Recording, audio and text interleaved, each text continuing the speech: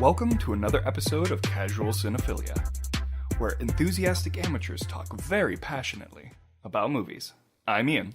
I'm Lorian, and today we're talking about Hellboy. And I am angry.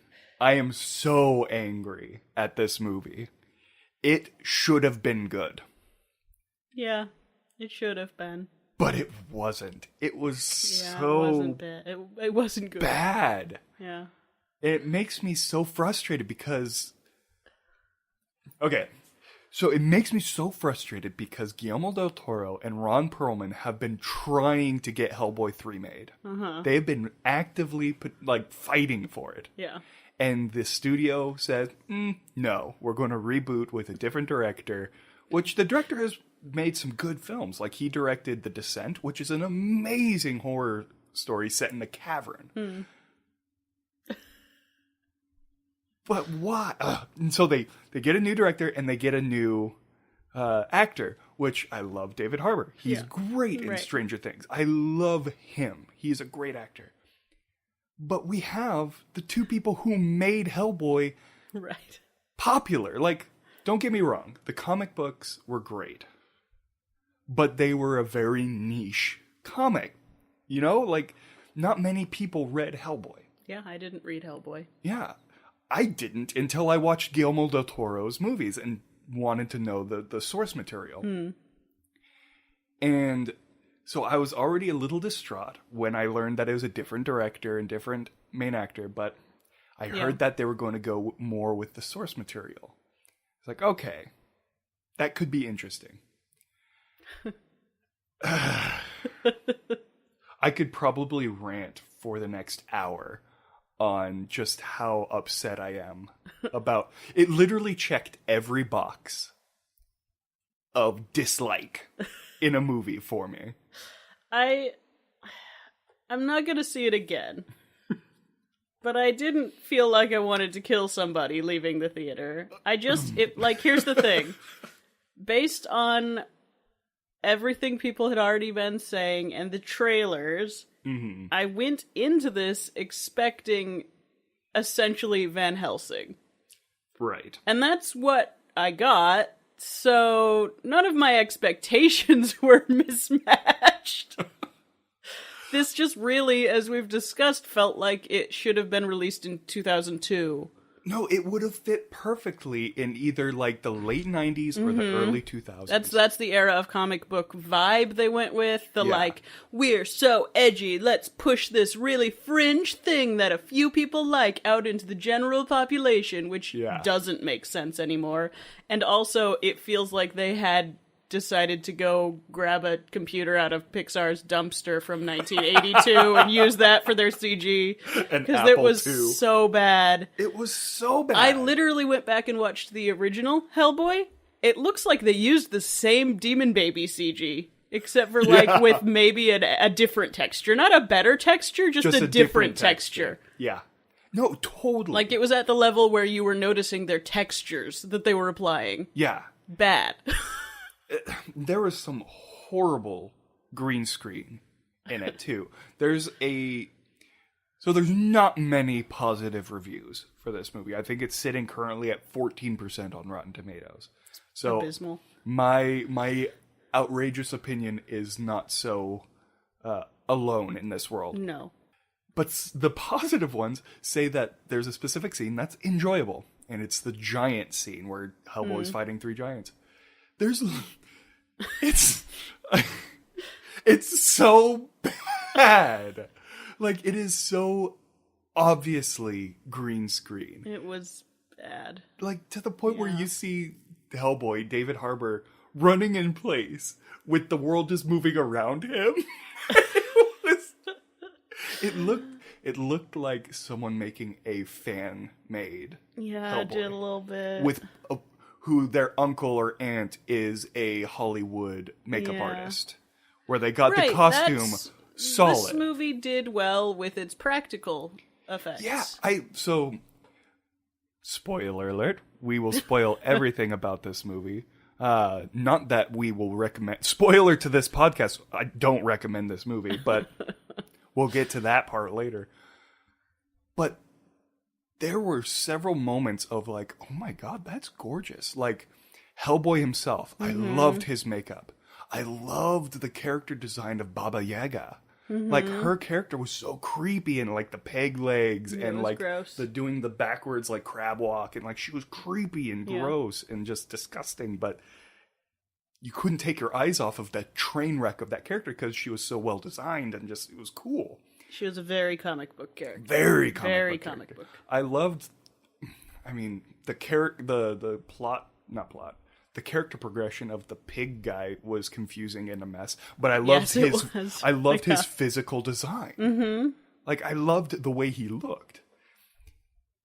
And then the story though, just put a damp, moldy blanket over everything. It was a 2002 comic book movie story. Yeah. It was something that you could follow without having to know anything about anything. In fact, it's better if you don't, because if you try to know things about the characters they're introducing, you'll be confused and being like, should I know? I don't recognize the name, but I feel like maybe I should, because this is how movies work now. Mm-hmm. But then they'd introduce, like, 20 minutes later, a backstory for the character that you've been trying to figure out where you know it from, because, like, it has to be obvious enough for someone to know about if they're just dropping a name like that. But no, it's just something they've made up for this movie and haven't given you backstory. I'm just going to say it. We were spoiled with Guillermo del Toro's Hellboys because his character growth and progression was so mature and so beautiful. Well, there's no one better to do a story where the main character is a reformed monster than Guillermo del Toro, the Monster Man. Well, I mean, yeah. Why have we tried to do it again? Why did this movie happen? But like, what was the arc of Hellboy in this 2019? movie? What was the arc? Please tell me, because I missed it. Because it either happened in the last, like, 30 seconds... There was, like, a character wiggle. He went from being a bitter drunk about his friend to being a bitter drunk about his father.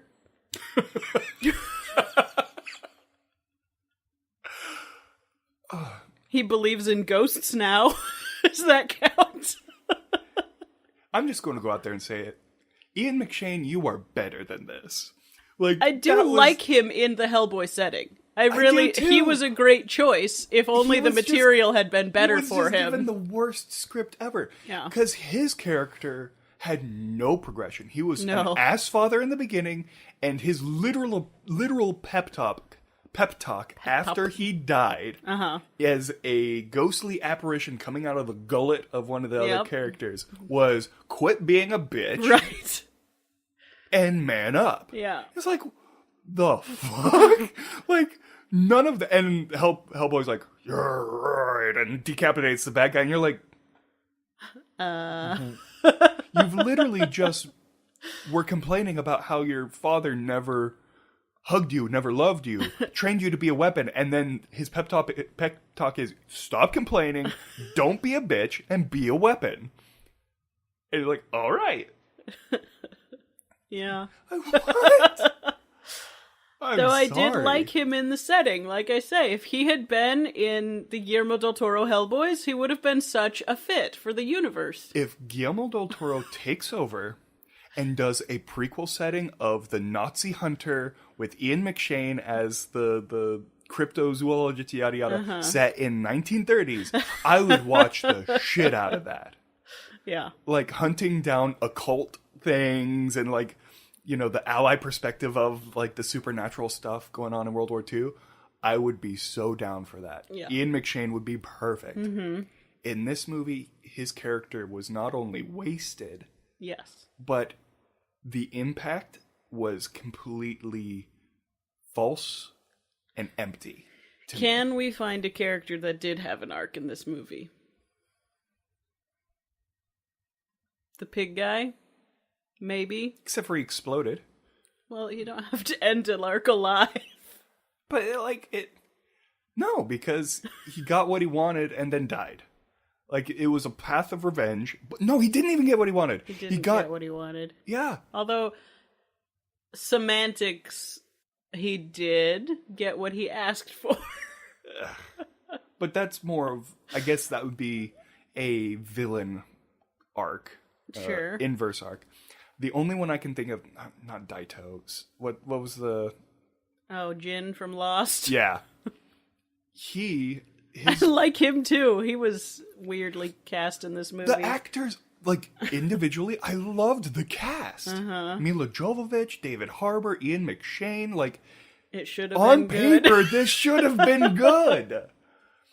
So his character has an arc of accepting the beast inside of him. Sure, yeah, okay. And the final scene where, like, he comes to grips and, like, this is what I can do. And it's that, like... For the... sequel bait. There's so much sequel leopard. bait at the end. Yeah. By the way, how many flashbacks are in this movie? So many. And they're all timed badly. Yeah. I have a note in here that literally says, man, I wish we had backstory on this chick. And then like 20 minutes later, we got... That means she'd been in the story long enough for me to be like, what the shit's with her? Yeah. And then 20 minutes after that, we finally learned it. Yeah. Like, that, it just seems like that would have been a scene where you could show her, show the flashback, story progresses. Yeah. So... Even in the early 2000s, they would have formatted that better. Right? So, from what I've read, there was a lot of creative differences in the filming. So, not even like post-production, like there's conflict during filming. Between? The director and the producers. Gotcha. Which I think shows. But honestly, I think this film was killed in the editing bay. Like, the editing on it was so... The only way I can describe it was so Suicide Squad. Was it the same company by chance? Maybe. I didn't look too deep into who edited it. But, I mean, the music selection felt very distracting. It was trying to distract you from its jumps. It did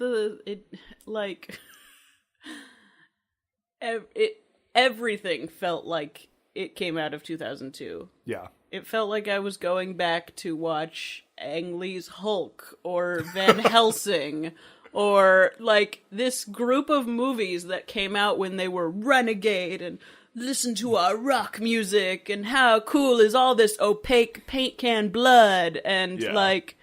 We're a comic book movie, but we're not like X-Men. Right. We're dark. Yeah. We're a Dark Horse story and you're gonna know it. Yeah. I wear a trench coat when I leave work. It was like... I wear a trench coat and a fedora. Yeah, it was... Enjoy my brooding, milady. And after I accepted that, I really I can't hate it because it's so that. I respect your opinion, but I hate it. I don't want to watch it again, but it's just like, I can just be like, oh, it's in that category, okay. This movie made me so angry. Well, you were expecting to like it, to be fair. I was not. Yeah, I was hoping to like it. Me too, but I was expecting Van Helsing. Yeah. I like David Harbour. I wanted him to be good, Yeah. but he was not. And it was like... Well, the thing is, he had some good moments, but the script just kept him so immature. Yeah. And the editing, the movie didn't know... I feel like the movie didn't know what it wanted to be. Mm-hmm. Like, it didn't know if it wanted to be action or a horror or a comedy. Right. To the point where it had some comedy beats that fell so flat that the 8 people in my theater were bone silent. Like the scene where they're going to Parliament or whatever, and he steps out of the truck and someone shoots. And he's like, I'm on your side! Right. Silence. Yep. Awkward silence. Also because that's one of, 4 comedy beats in the movie, and it was in the trailer. Yeah. So... Yeah. Like I said last episode, trailers are getting out of control. Yeah. They're taking all of the moments that would be delightful little surprises in the movie and totally deadening the effect. Because you know them. You've seen this line 5 times already. Of course you're not going to be like, oh, delightful, haha, joke. Yeah. You know it's there. Not that one would.